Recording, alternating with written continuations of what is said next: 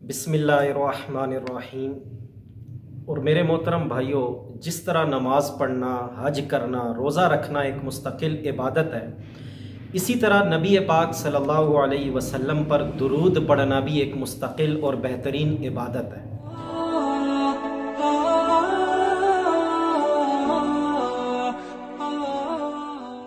और दुरूद एक ऐसी इबादत है कि अल्लाह ताला ने कुरान पाक में बाकायदा इसका हुक्म दिया कि या अय्युहल्लज़ीना आमनू सल्लु अलैहि वसल्लिमु तस्लीमा, कि ए ईमान वालो, मेरे नबी का कलमा पढ़ने वालों, मेरे नबी पे दुरूद सलाम भेजा करो।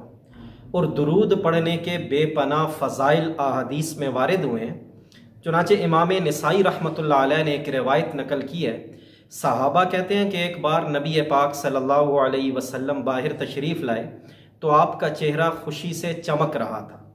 पूछा गया, या रसूल अल्लाह, आज तो आप बड़े खुश नज़र आ रहे हैं। तो फरमाया, आज मेरे पास जिब्राईल आए और कहा कि अल्लाह ताला फरमा रहा है कि क्या आप इस बात से राज़ी नहीं हैं कि जो भी शख्स आप पर एक बार दुरूद भेजेगा तो मैं उस पर 10 बार अपनी रहमत नाजिल करूँगा, और जो भी आप पर एक बार सलामती भेजेगा तो मैं उस पर 10 बार सलामती नाजिल करूँगा। मतलब यह कि जब हम अपने नबी पाक अलैहिस्सलाम पर एक बार दुरूद पढ़ते हैं तो अल्लाह की तरफ से 10 रहमतों के और 10 बार सलामती के मुस्तहिक बन जाते हैं। और मुस्नद अहमद की रिवायत है, अब्दुल्ला बिन अमर फरमाते हैं कि नबी पाक सल्लल्लाहु अलैहि वसल्लम ने फरमाया कि जो मुझ पर एक बार दुरूद भेजेगा तो अल्लाह ताला एक बार दुरूद पढ़ने की बरकत से उस पर 70 रहमतें नाजिल फरमाएगा।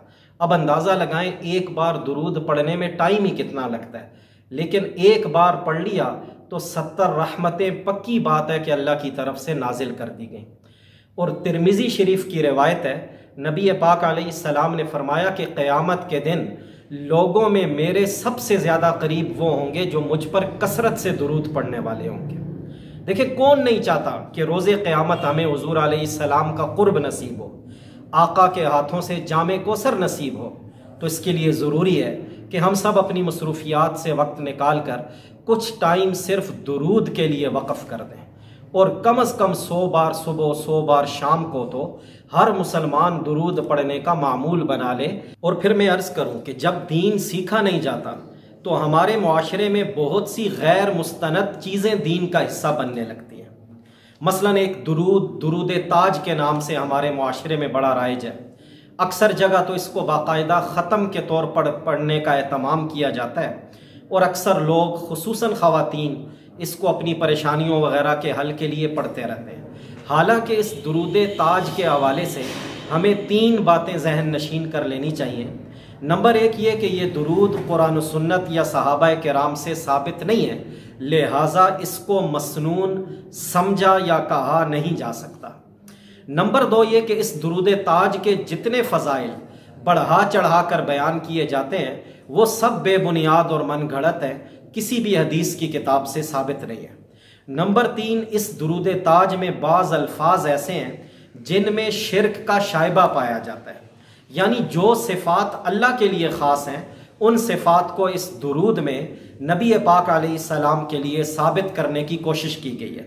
मसलन दुरूद ताज का एक जुमला है, दाफ़िउल बलाई वल वबा वल क़हती वल मरज़, कि आप सल्लल्लाहु अलैहि वसल्लम बलाओं को, वबाओं को, काहत को, बीमारियों को ख़त्म करने वाले हैं। जबकि हम अहले सुन्नत का अक़ीदा यह है कि बलाओं और मुसीबतों को दूर करना और काहत और मर्ज़ को ख़त्म करना सिर्फ़ और सिर्फ अल्लाह का काम है।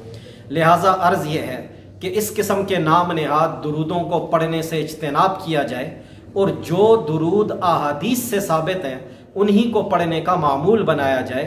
और सबसे अफसल दुरूद दुरूद इब्राहीमी है, जिसे हर नमाज में पढ़ा जाता है, तो उसी का ज़्यादा से ज़्यादा एहतमाम किया जाए। अल्लाह ताला तमाम मुसलमानों को कसरत से नबी पाक अलैहिस्सलाम पर दुरूद पढ़ने की तौफीक अता फरमाए।